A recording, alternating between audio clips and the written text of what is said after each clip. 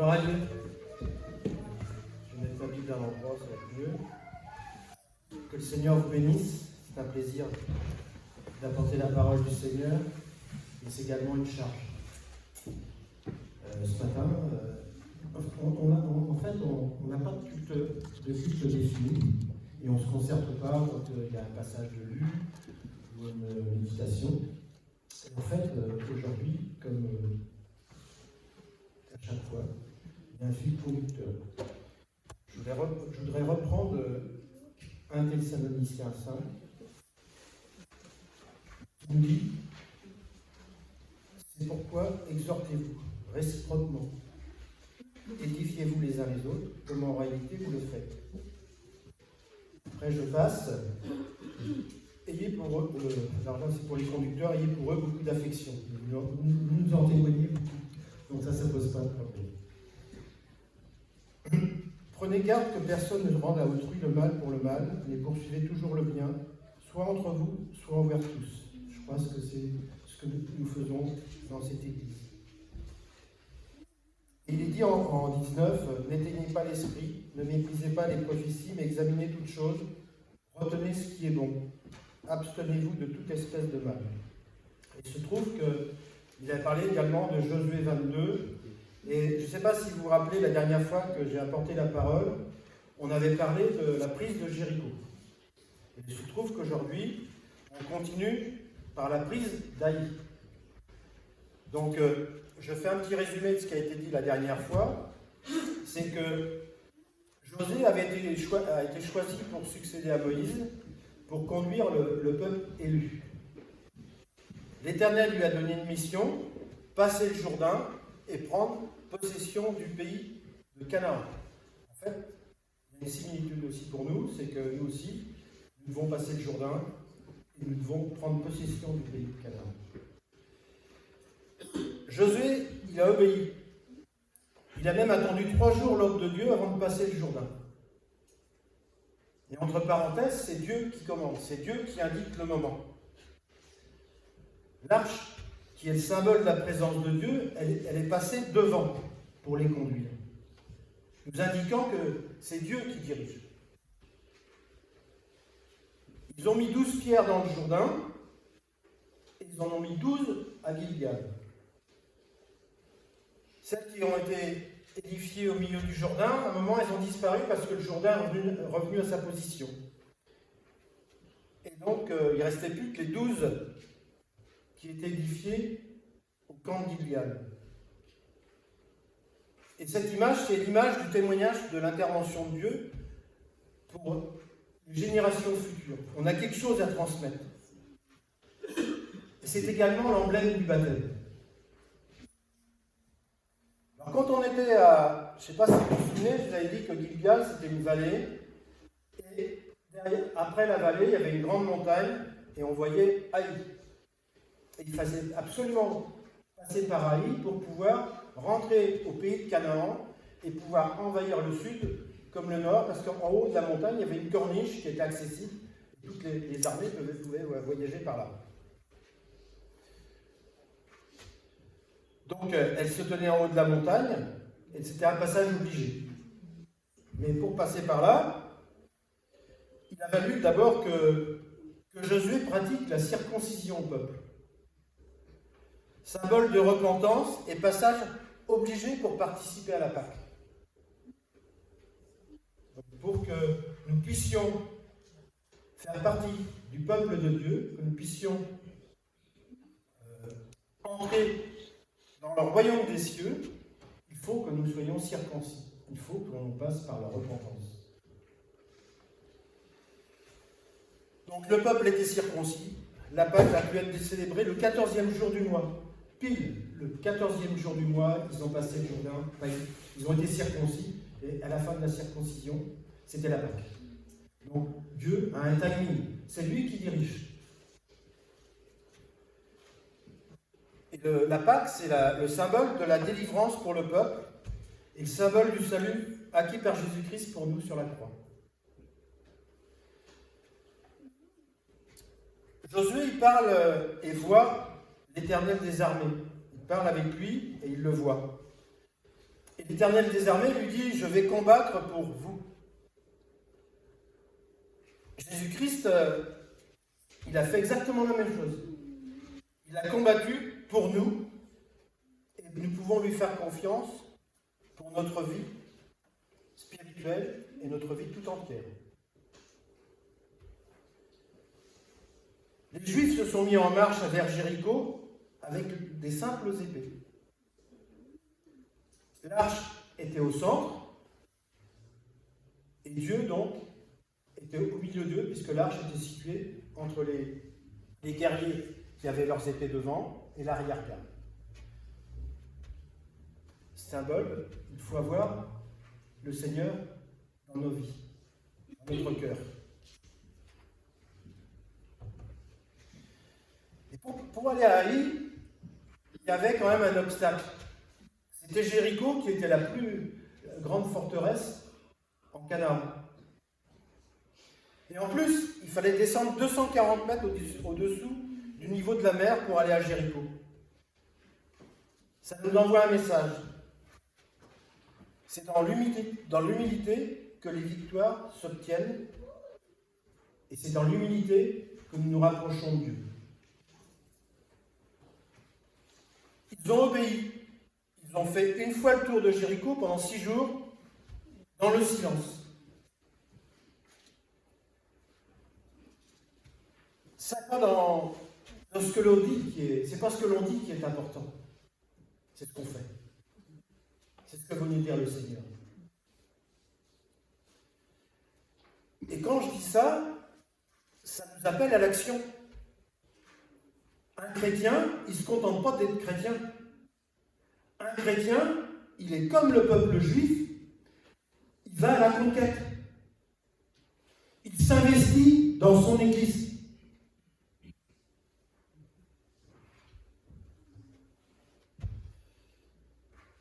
Ici, c'est l'application de la foi avec la pleine confiance en Dieu. Ils font tout. Et le 7e, ils font 7 fois le tour de la ville, obéissant à l'ordre de Dieu, au son de la trompette. Le cri de foi des Israélites retentit. Les conséquences, c'est que la muraille s'effondre. La conquête peut commencer. Ils sont vainqueurs sans avoir combattu. C'est comme il l'avait promis, c'est l'Éternel des armées qui a combattu pour eux, et c'est lui qui également aujourd'hui combat pour nous, et qui nous offre sans combattre par nos propres forces, la victoire de notre Jéricho. Nous avons tous des Jéricho.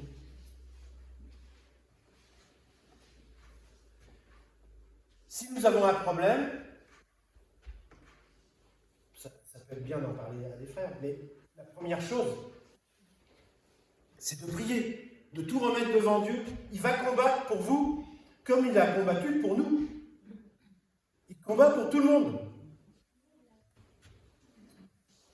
Lorsque les trompettes ont retenti, là on va passer, donc, si vous voulez ouvrir vos Bibles, on va lire le passage de Josué 6, du verset 18 à 19. Là, en fait, c'est juste planter le décor de ce qu'on avait dit l'autre fois. J'ai fait un résumé. Et ici, maintenant, je rappelle une chose, c'est que Dieu nous dit « Gardez-vous seulement de ce qui sera dévoué par interdit, car si vous preniez de ce que vous aurez dévoué par interdit, vous mettriez le camp d'Israël en interdit, et vous y jetteriez le trouble. Tout l'argent et tout l'or, tous les objets d'airain et de fer seront consacrés à l'Éternel et entreront dans le trésor de l'Éternel. » Dieu se réserve les prémices. Les prémices des objets de valeur doivent être données à l'Éternel. Si le peuple n'obéit pas aux ordres, il ne va plus avoir de proximité avec Dieu. Car Dieu, il exige une totale obéissance. Dieu demande de lui consacrer en premier ce que l'on a de meilleur. Dieu le Père n'a pas hésité, lui, à sacrifier son Fils, donc ce qu'il avait de plus cher, et il l'a sacrifié pour nous. En Josué 7, verset 1, les enfants d'Israël commirent une infidélité au sujet des choses dévouées par interdit. Achan, fils de Carmi, fils de Zabdi, si vous avez des futurs enfants, c'est le moment de choisir un prénom. Fils de Zérak, de la tribu de Juda, prit des choses dévouées, et la colère de l'Éternel s'enflamma contre les anciens d'Israël. Dans la version de Darby, au chapitre 7, le chapitre 7 commence par « Mais les enfants d'Israël ». C'est une conjonction qui va indiquer que dans le texte qu'on va entamer, il y a une opposition à ce qu'on a lu précédemment. La conduite exemplaire fait place à la désobéissance et l'ignorance de Dieu. Il y a une conséquence, c'est que tous les enfants d'Israël sont tenus responsables de l'infidélité d'Achan. Par le péché d'un seul, tous subirent la colère de Dieu. Ce que Dieu veut, c'est un peuple soumis avec une cohésion. Tous sont concernés. Ils se doivent d'encourager à l'obéissance tous leurs frères et sont tenus responsables des agissements de chacun. Nous sommes, et ça on l'a lu tout à l'heure dans 1 Thessaloniciens 5, nous sommes les garants de la bonne doctrine enseignée par Jésus-Christ. Nous devons l'appliquer à notre vie, mais également à notre maison et dans notre communauté, c'est-à-dire l'Église. Et l'Église, ce n'est pas les bâtiments, c'est nous. Tout agissement contraire à la bonne conduite spirituelle entraîne des conséquences pour l'ensemble. Ça freine l'avancement de l'Église. Dans l'Épître aux Éphésiens, chapitre 4, verset 1, l'apôtre Paul nous encourage à nous conduire d'une manière digne de l'appel que nous avons reçu, en toute humilité et douceur, avec patience, en nous efforçant de conserver l'unité de l'esprit et de ne plus nous comporter comme des non-croyants qui se laissent guider par la sottise. Ça, c'est au verset 17. Ça rappelle tout bêtement ce qu'on a vu tout à l'heure. Josué, au chapitre 7, versets 2 à 3, Josué envoya de Jéricho des hommes vers Haï, qui est près de Beth-Aven, à l'orient de Bethel. Il leur dit, montez et explorez le pays. Et ces hommes montèrent et explorèrent Haï. Ils revinrent auprès de Josué et lui dirent, il est inutile de faire marcher tout le peuple. 2 ou 3 000 hommes suffiront pour battre Haï. Ne donne pas cette fatigue à tout le peuple, car ils sont en petit nombre. Le rapport des éclaireurs, il est simple. Ça va être fastoche, te foule pas trop, on est suffisamment fort. C'est ça le message.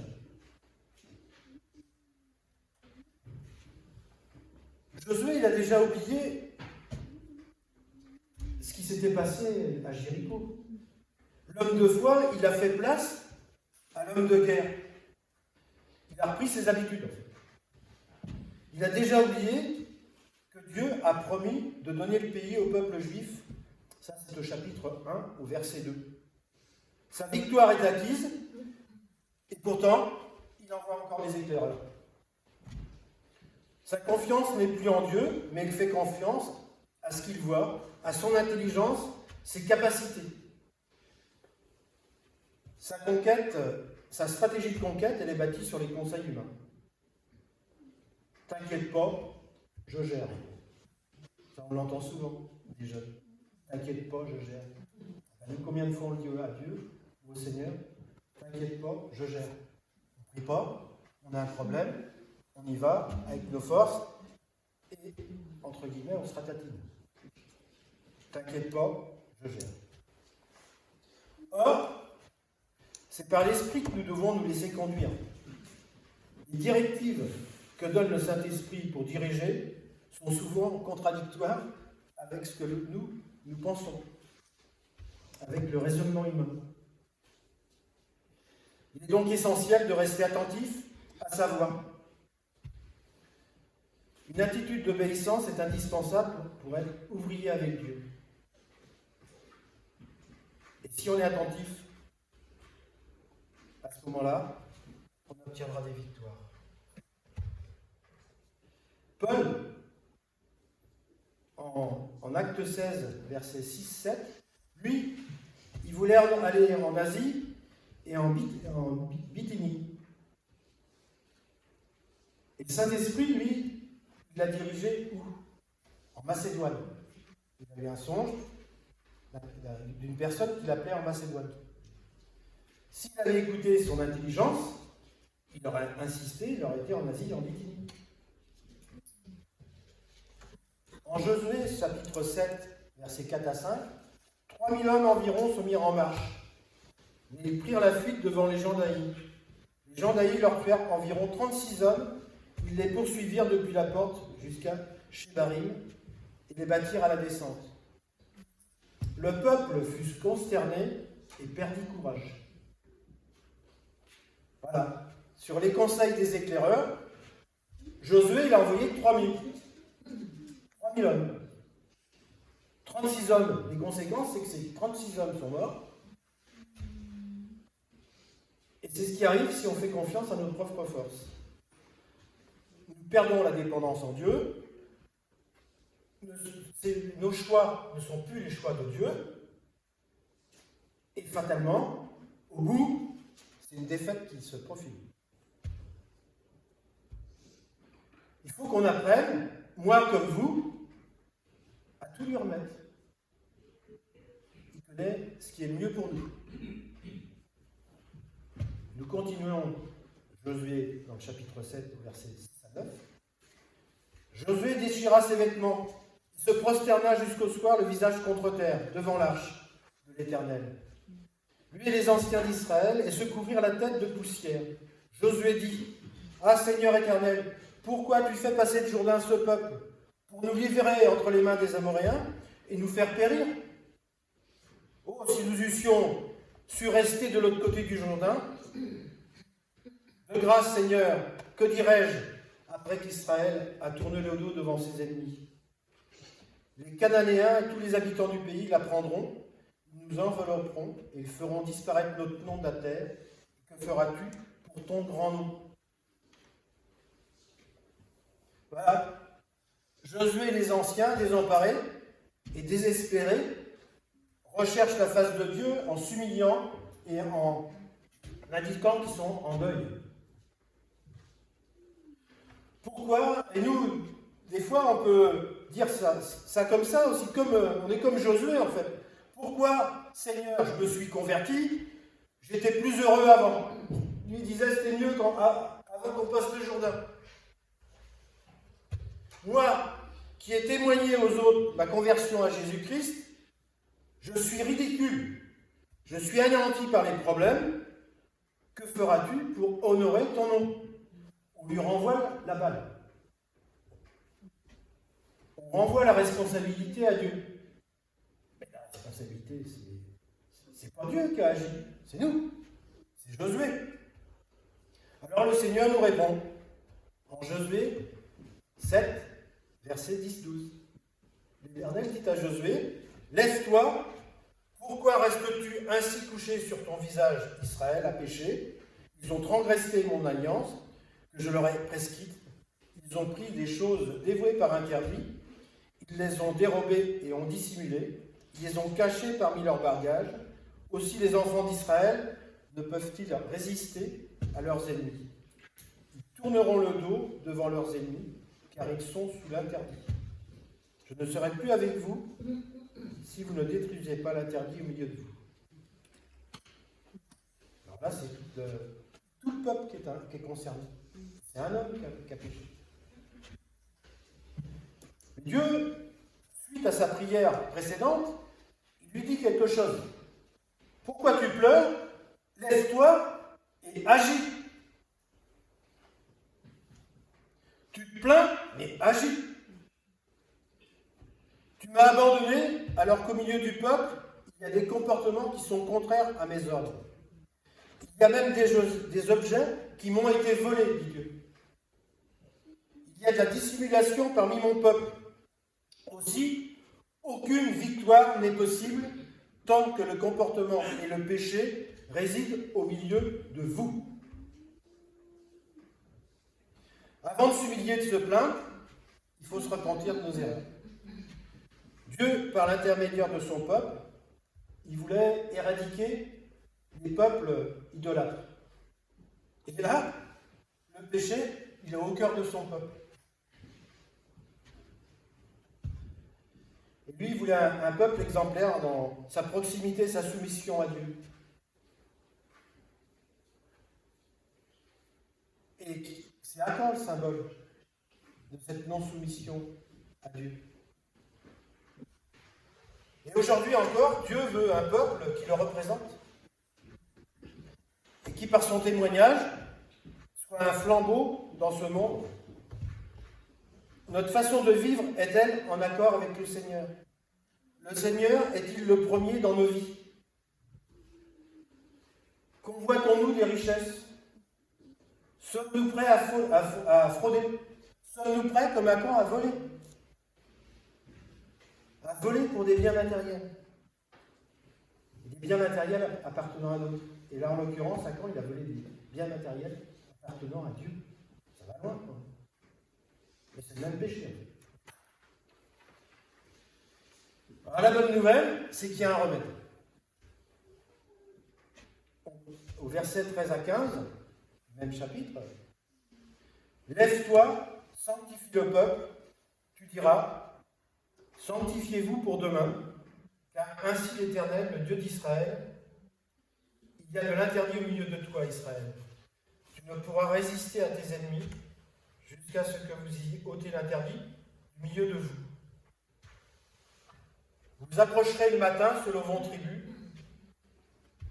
et la tribu que désignera l'Éternel se rapprochera par famille, et la famille que désignera l'Éternel s'approchera par maison, et la maison que désignera l'Éternel s'approchera par homme. Celui qui sera désigné comme ayant pris ce qui était dévoué par interdit sera brûlé au feu, lui et tout ce qui lui appartient, pour avoir transgressé l'alliance de l'Éternel et commis une infamie en Israël. Le Seigneur ordonne à Josué de se lever et d'agir, de sanctifier le peuple. Et se sanctifier, c'est se purifier, se séparer de toute souillure, de tout mal. C'est un commandement. En Lévitique, au chapitre 11, versets 44 à 45, vous vous sanctifierez et vous serez saints car je suis saint. Et en 1 Thessaloniciens 4, donc chapitre 4, versets 3 à 8, il est dit, ce que Dieu veut, c'est votre sanctification. C'est que vous vous absteniez de l'impudicité, c'est que chacun de vous sache posséder son corps dans la sainteté et l'honnêteté, sans vous livrer à une convoitise passionnée, comme font les païens, et qui ne connaissent pas Dieu. C'est que personne n'use envers son frère de fraude et de cupidité dans les affaires, parce que le Seigneur tire vengeance de toutes ces choses, comme nous vous l'avons déjà dit et attesté. Car Dieu ne vous a pas appelé à l'impureté, mais à la sanctification. Celui donc qui rejette ses préceptes ne rejette pas un homme, mais Dieu, qui vous a aussi donné son Saint-Esprit. Le seul réel moyen de se sanctifier, c'est Jésus, qui nous l'a acquis sur la croix. Revenons à la croix. C'est le Saint-Esprit qui nous purifie. Le Saint-Esprit que Jésus-Christ nous a envoyé. C'est lui qui nous détourne du mal pour nous rendre conformes à Christ et agréables à Dieu. On ne mérite pas notre salut, on ne mérite même pas notre purification, et notre sanctification, elle ne s'acquiert pas par nos forces.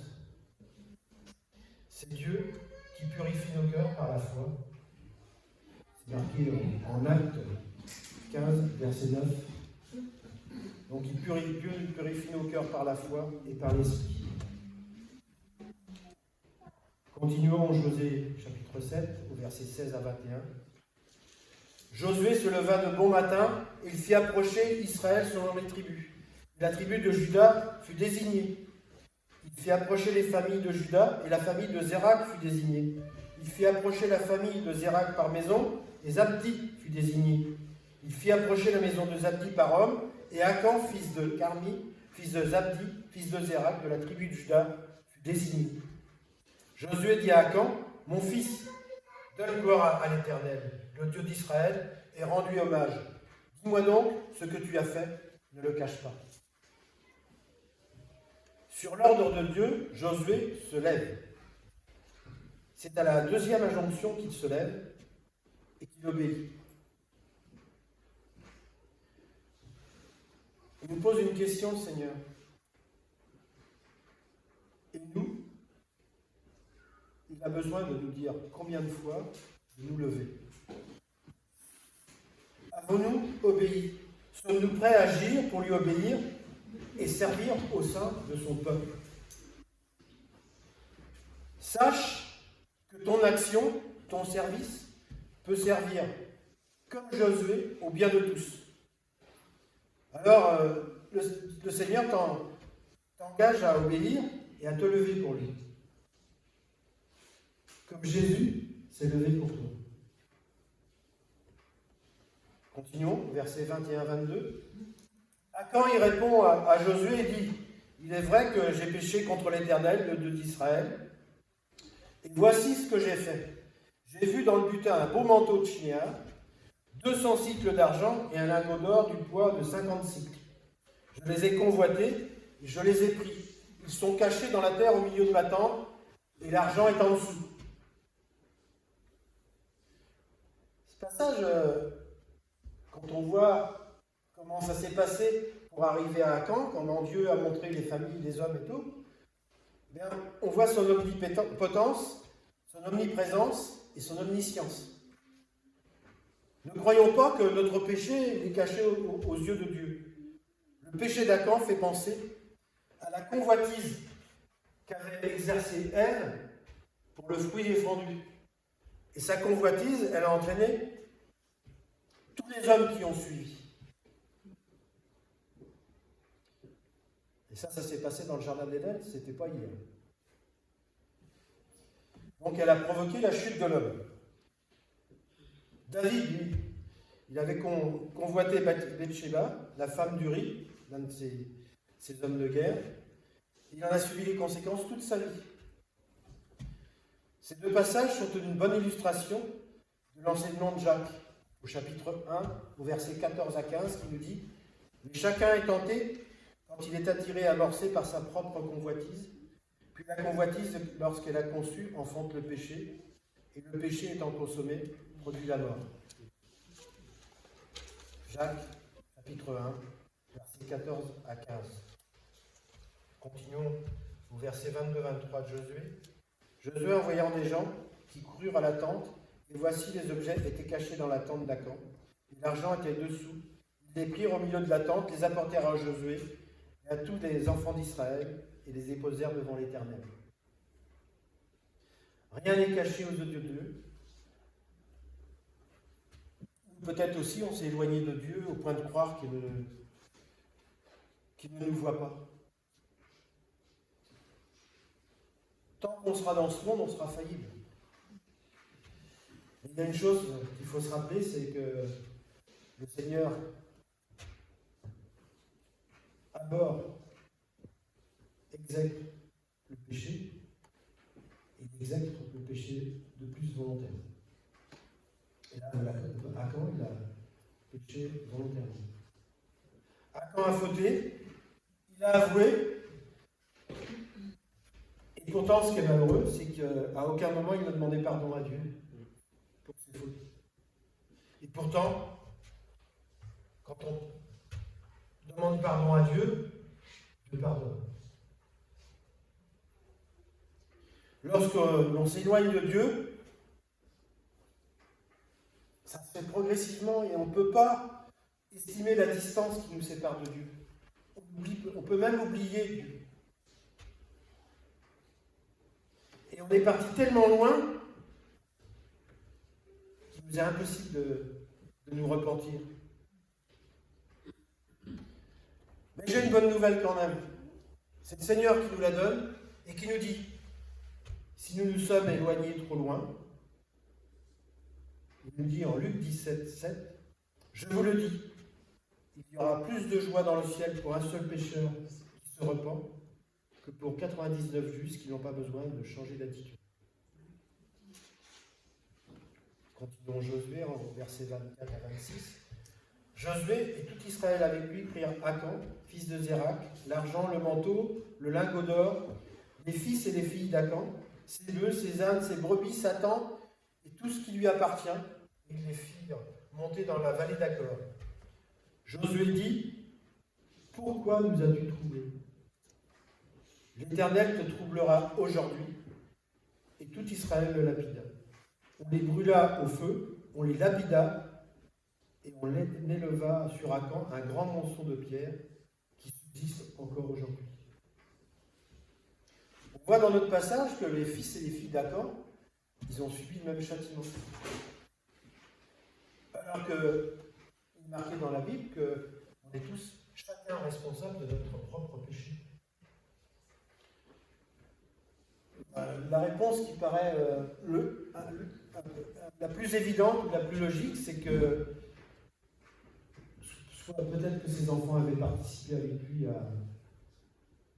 à ramener le butin, ou alors ils ne se sont pas opposés à ce qu'a fait leur père, ce qui fait qu'ils ont été considérés comme complices. Ici, troublé, il a le sens de causer un malheur. Le péché d'Akan a causé la mort de 36 hommes.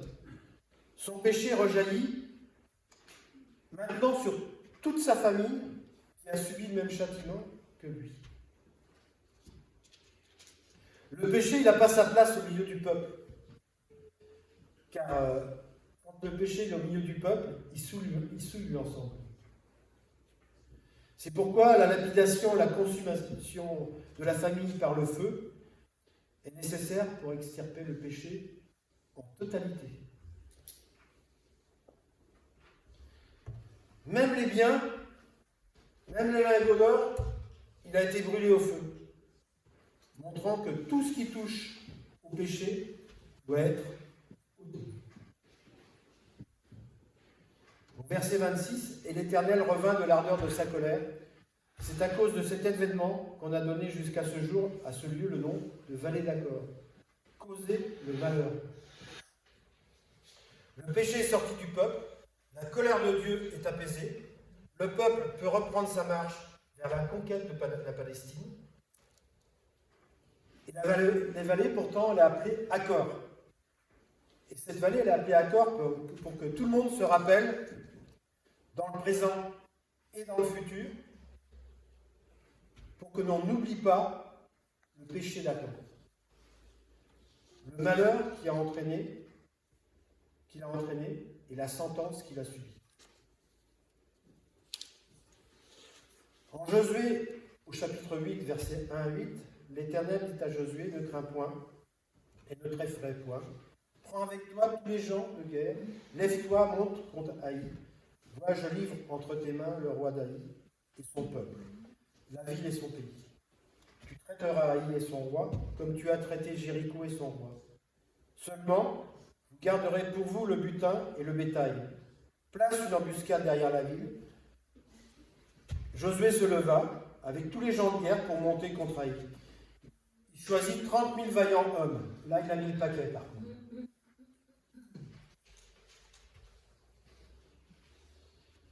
Qu'il fit partir de nuit et auquel il donna cet ordre. Écoutez, vous vous mettrez en embuscade derrière la ville. Ne vous éloignez pas beaucoup de la ville et soyez tous prêts. Mais moi et tout le peuple qui est avec moi, nous nous approcherons de la ville. Et quand ils sortiront à notre rencontre, comme la première fois, nous prendrons la fuite devant eux.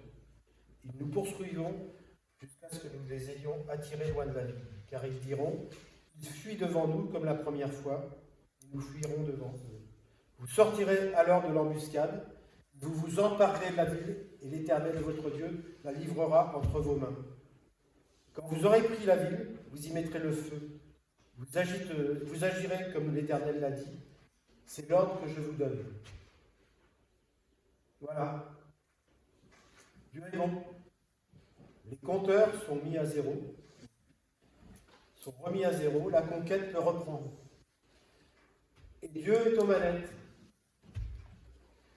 Le dialogue est redevenu possible entre Josué et Dieu, car Josué a agi en obéissant. Le péché n'est plus. L'Éternel dit à Josué, ne crains pas, ne t'effraie pas, prends avec toi, lève-toi, monte, vois, je te livre. Il lui redit tout ce qu'il lui a dit dans les premiers chapitres de Josué. L'Éternel reprend le contrôle des opérations et donne ses directives en confirmant la victoire totale. Josué obéit. La première bataille a été une défaite avec une perte de 36 hommes. La deuxième, elle est avec Dieu et c'est une victoire avec aucun mort.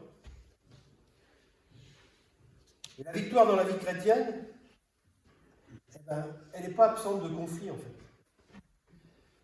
Mais elle s'obtient en la présence et avec la direction et la protection de Dieu par Jésus-Christ. Et donc pour finir, pour conclure, attention, la victoire peut être le tremplin à une future défaite. Et cette défaite, elle nous éloigne de Dieu. La défaite, par contre, peut nous apprendre l'humilité et l'obéissance.